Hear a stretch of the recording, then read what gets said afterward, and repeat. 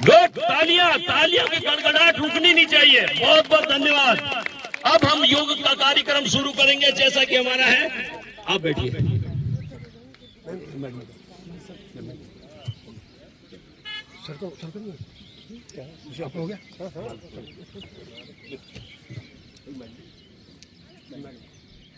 हो गया हो गया। आज जैसे कि विदित है हम सब लोगों को कि 10वां अंतर्राष्ट्रीय योग दिवस जो हम यहाँ पे मनाने जा रहे हैं, सारे वर्ल्ड में इसको मनाया जा रहा है। और क्रेडिट गोज टू हमारे जो देश में हुआ है अंतर्राष्ट्रीय योग दिवस के लिए हमारे महान गुरु के रूप में स्वीकार करने की दिशा में कार्य करें। 11 दिसंबर 2014 को संयुक्त राष्ट्र महासभा के 193 सदस्यों ने रिकॉर्ड 177 सह समर्थक देशों के साथ 21 जून को अंतर्राष्ट्रीय योग दिवस मनाने का संकल्प सर्वसम्मति से अनुमोदित किया। अपने संकल्प में संयुक्त राष्ट्र महासभा ने स्वीकार किया कि योग स्वास्थ्य एवं कल्याण के लिए पूर्णतावादी दृष्टिकोण प्रदान करता है। योग विश्व की जनसंख्या के स्वास्थ्य के लिए तथा उनके लाभ के लिए विस्तृत रूप में कार्य करेगा। आयुष मंत्रालय ने 21 जून 2015 को राजपथ नई दिल्ली में प्रथम अंतर्राष्ट्रीय योग दिवस का सफल आयोजन किया।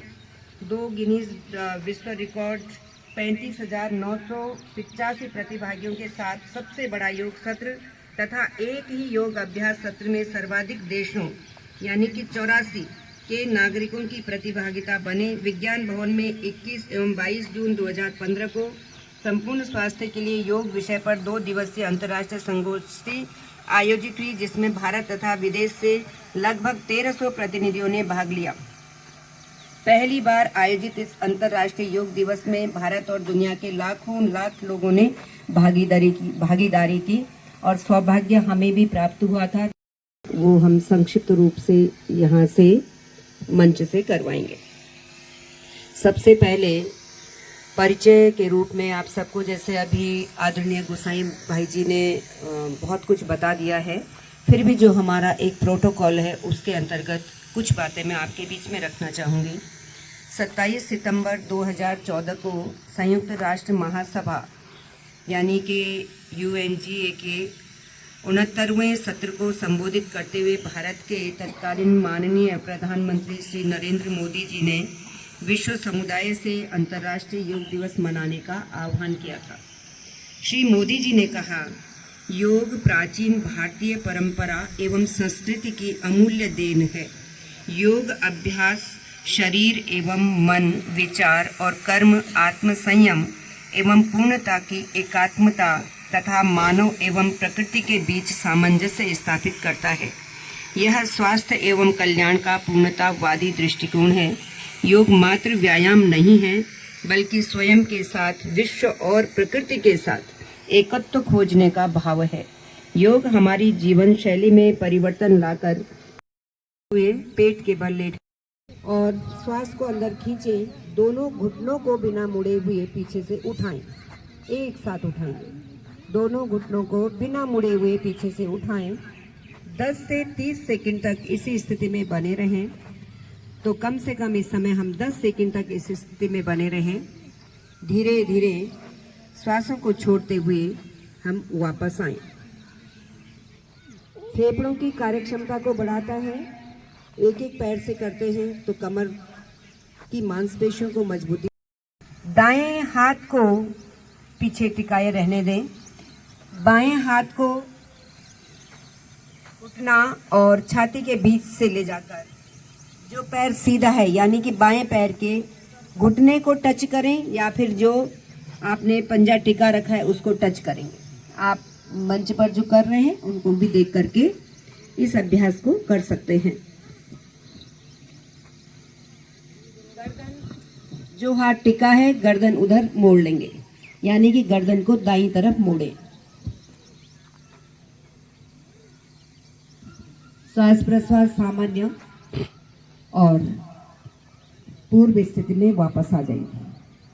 बाएं पैर को मोड़िए, पंजे को दाएं पैर के घुटने के पास जमीन पर टिका लेंगे। दायां पैर सीधा और बायां पैर हाथ पीछे टिका हुआ। दाएं हाथ को सीधा करें, छाती और घुटने के बीच से लेकर जाएं। जो पैर सीधा है उसके घुटने को पकड़ें। गर्दन अपोजिट साइड। श्वास प्रश्वास की गति सामान्य। श्वास भरते हुए वापस आएंगे। श्वास भरते हुए वापस आए। अब करेंगे हम लेट कर किए जाने वाले अभ्यास। तो लेट कर किए जाने वाले अभ्यासों में पहला अभ्यास है पेट के बल लेट करके हम अभ्यास करेंगे। आप सभी पेट के बल लेट जाएंगे। पेट की तरफ से लेट जाएं। दोनों पैर पीछे फैला दीजिए। दोनों पैरों को फैला दीजिए, जितना हो सकता है फैला दीजिए। एड़ियां शरीर की अंदर की तरफ और पंजे बाहर की तरफ। एड़ियां अंदर की तरफ, पंजे बाहर की तरफ। बायां हाथ ठोड़ी के नीचे, दायां उसके ऊपर, और ठोड़ी को हथेली के ऊपर रखें या माथे को हथेली के ऊपर रखें, या अपने दाएं बाएं गाल में से किसी एक गाल को हाथों के ऊपर रखें। जहां आपको सुविधा महसूस हो रही हो, जहां आपको अच्छा लग रहा हो, उस स्थिति में अपने चेहरे को रखें। आंखें बंद कर लें। अपने शरीर को एकदम शिथिल छोड़ दीजिए, ढीला छोड़ दीजिए। यह आसन पूरे शरीर को शिथिल करने में लाभदायक है। पीठ संबंधी समस्याओं को भी दूर करता है। तनाव और चिंता के लिए को नियंत्रण करने में लाभदायक है। लेकिन इस आसन को गर्भावस्था, कंधों की जकड़न के दौरान नहीं करना चाहिए। दोनों पैरों को आपस में पुनः मिला लेंगे। दोनों को मिला लेंगे और हाथों को खोलते हुए साइड से धीरे से सरकाइए और साइड से लगा दें। साइड से लगा दीजिए, साइड से लगा दीजिए ऐसे। थोड़ी जमीन पर, छाती भी जमीन पर टिकी हुई हो। अब हमको श्वास भरते हुए भुजंगासन का पहला पोज करना है। श्वास भरते हुए नाभि तक का भाग उठाएंगे। कोहनी हथेली जमीन पर ही टिकी रहेगी। कोहनी और हथेली जमीन पर ही टिकी रहेगी। केवल आपको शरीर के अग्र भाग को उठाना है। श्वासों को सामान्य करें। इसी स्थिति में 10 सेकंड कम से कम बने रहें। श्वास छोड़ते हुए धीरे धीरे वापस आ जाए। श्वासों को दूसरा आसन करेंगे। श्वासों को भरते हुए धीरे धीरे पुनः हम शरीर के सामने वाले भाग को उठाएंगे और कोहनी भी धीरे धीरे ऊपर की ओर उठेगी। कोहनी भी उठा लीजिए, कोहनी भी उठा लीजिए, कोहनी भी उठा लेंगे। हाँ, और ऊपर की ओर शरीर का नाभि तक का भाग उठाएं। ऊपर की ओर भी देख सकते हैं, जितना भी आप ऊपर देखिए। कमर के लिए बहुत अच्छा अभ्यास है। गर्दन के लिए भी बहुत अच्छा अभ्यास है। गर्दन और कमर की मांसपेशियों को ये मजबूती प्रदान करता है।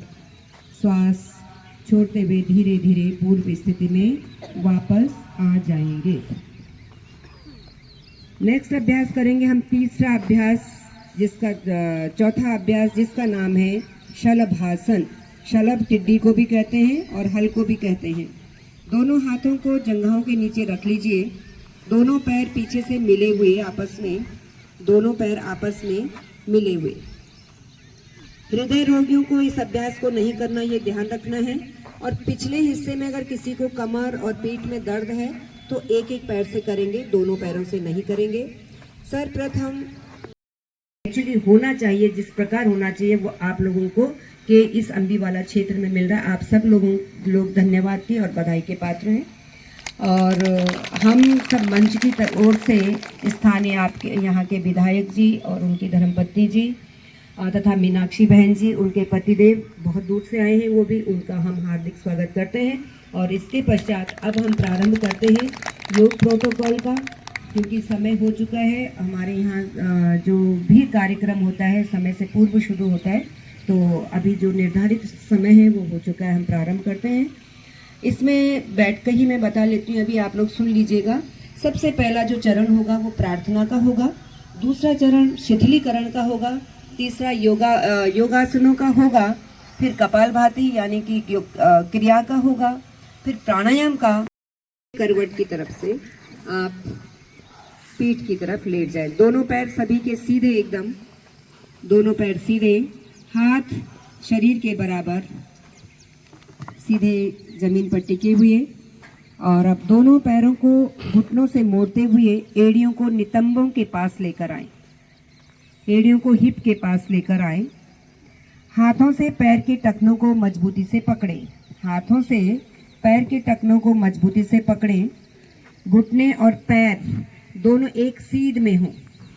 अब श्वासों को भरते हुए धीरे धीरे अपने नितंब और धड़ को ऊपर की ओर उठाएं, पुल की तरह आकृति दे। इसीलिए इस आसन का नाम है सेतुबंध आसन। सेतुबंध आसन 10 सेकंड तक इसी अभ्यास में बने रहें। अल्सर और हार्निया के रोगियों को ये अभ्यास नहीं करना है। ये अभ्यास तनाव और अवसाद से मुक्ति दिलाता है। कमर के निचले की मांसपेशियां जो हैं उनको मजबूती प्रदान करता है और हमारे पेट के अंगों में कसावट लाता है, पाचन क्षमता को बढ़ाता है, कब्ज से छुटकारा दिलाता है।